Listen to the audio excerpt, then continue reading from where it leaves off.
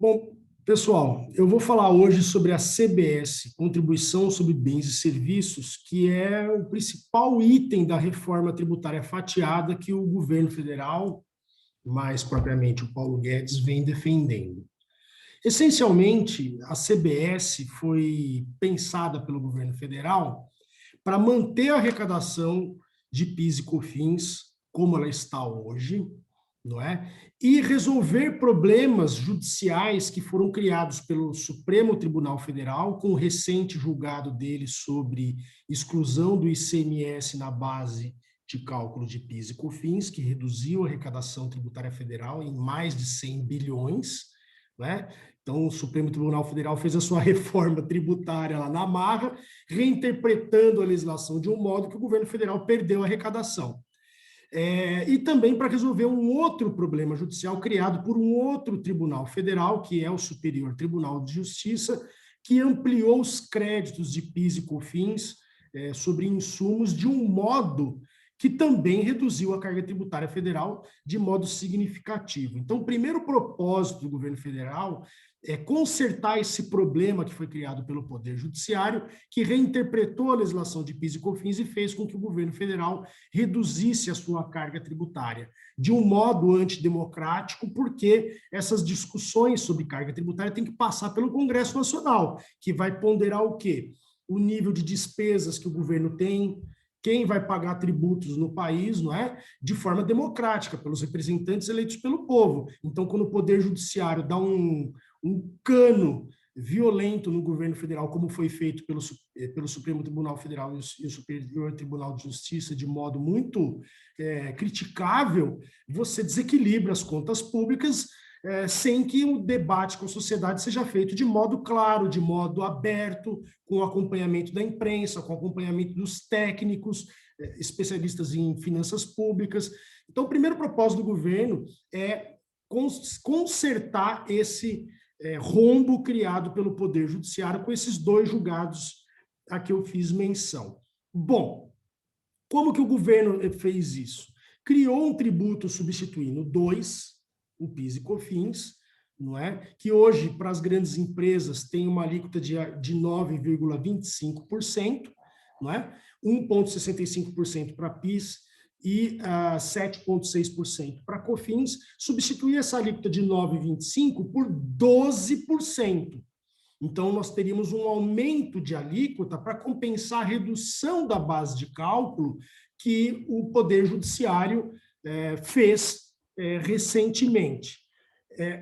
O primeiro problema que enfrenta esse novo tributo é que a carga tributária dos prestadores de serviço, essencialmente, mas que não tem tantos créditos para tomar, isso é uma questão técnica um pouco mais complicada de se explicar, mas a carga tributária dos prestadores de serviços no lucro presumido vai sair de 3,65% para 12%, que é um salto muito grande.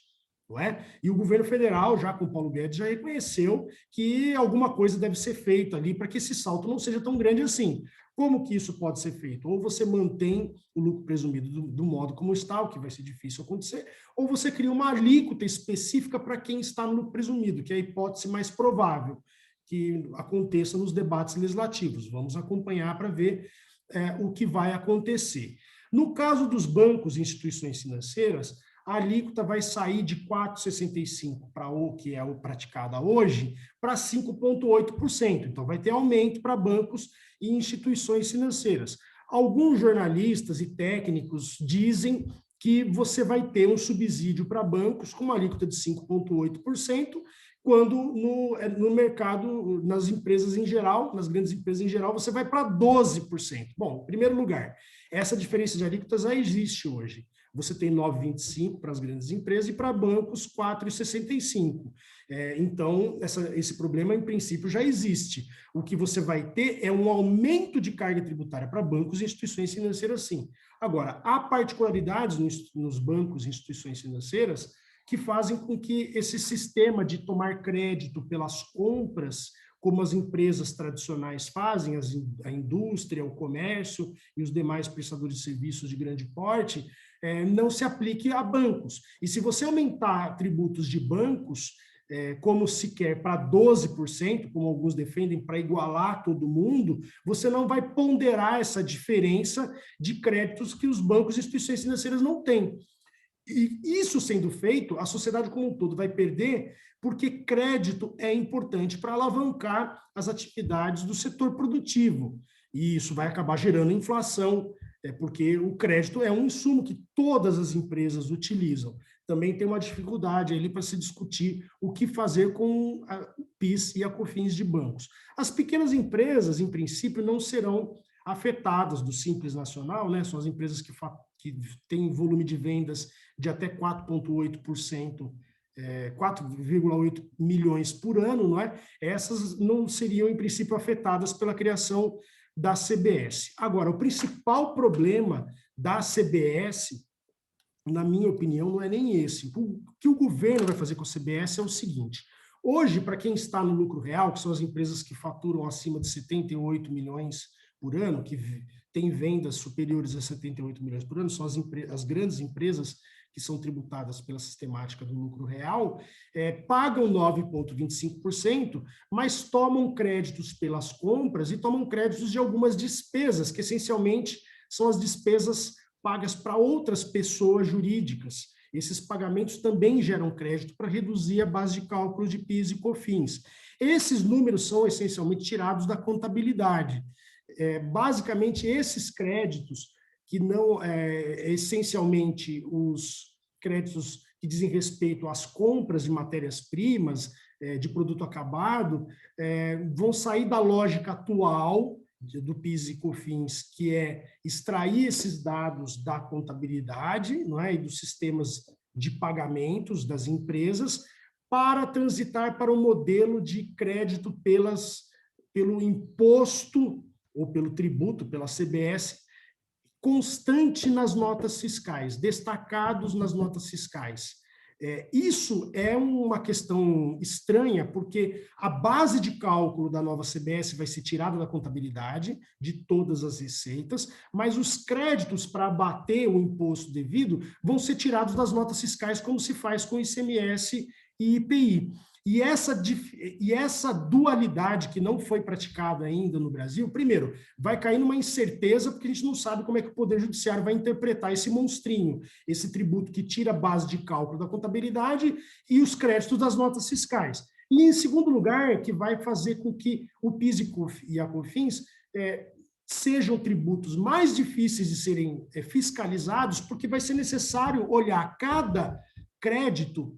Os fiscais vão ter que fazer esse trabalho, os empresários vão ter que fazer esse trabalho na sua apuração de tributos, para se tirar das notas fiscais o montante de tributo que deve ser abatido da CBS apurada. Eu não achei uma boa ideia, não gostei desse sistema, tá? O melhor seria que todos os pagamentos à pessoa jurídica gerassem créditos e esses pagamentos fossem possíveis de serem determinados a partir da contabilidade, para que você abata esses pagamentos do valor das vendas e de outras receitas que também são tirados da contabilidade, e com isso você tem facilidade na fiscalização dos tributos e na apuração dos tributos também.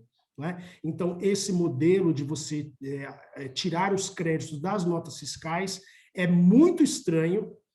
Pode ser que o Poder Judiciário acabe dizendo o seguinte: bom, já que a CBS é não cumulativa, você tirar créditos apenas das notas fiscais não a satisfaz o princípio da não cumulatividade. É necessário você olhar os gastos pagos para outras pessoas jurídicas também, para você tirar o efeito da não cumulatividade de PIS e COFINS e, com isso, fazer uma apuração justa.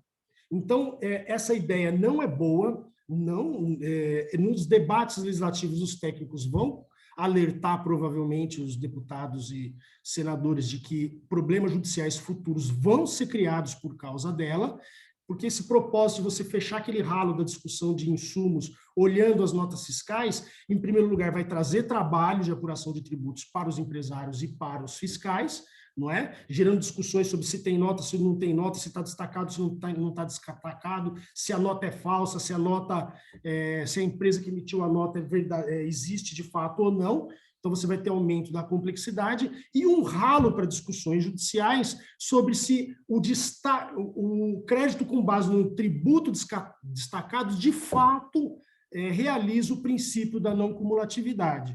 Então, fica aqui um alerta aí para deputados e senadores de que essa ideia não é boa, mas, no geral, o principal propósito, que é fechar esses ralos de discussões tributárias que o Supremo Tribunal Federal e o Superior Tribunal de Justiça criaram, é uma necessidade. Você vai ter que aumentar a carga tributária para cobrir esses rombos judiciais, e esse propósito da CBS, que consta no projeto de lei 3887 de 2020, é muito importante. É lamentável que o Rodrigo Maia não tenha entendido isso no seu mandato e tenha bloqueado a criação da CBS, porque era uma necessidade evidente do governo de que esse problema fosse resolvido no ano passado, né? Mas agora que o governo tem maioria no Congresso Nacional, o PL 3887 com a nova CBS vai avançar para que esse problema seja resolvido, e vamos ver o que vai ser discutido em relação a essa questão dos créditos com base em notas fiscais, que, como eu disse, não é uma boa ideia. Tá legal? Então, em grandes aspectos, é isso que está sendo discutido em torno de CBS no Congresso Nacional, e vamos torcer para que esse projeto de lei vingue para o bem da sociedade, para fechar esses ralos judiciais, e que seja melhor discutida essa questão dos créditos com base nas notas fiscais, que não é uma boa ideia e vai gerar problemas no futuro, com certeza. Tá legal? Nos próximos vídeos eu vou falar de outros temas que dizem respeito à reforma tributária, com outros temas que estão aí sendo discutidos no Congresso Nacional, com o governo federal, com o Paulo Guedes, e também no meio dos técnicos que acompanham finanças públicas e tributação. Até o próximo vídeo, então. Obrigado.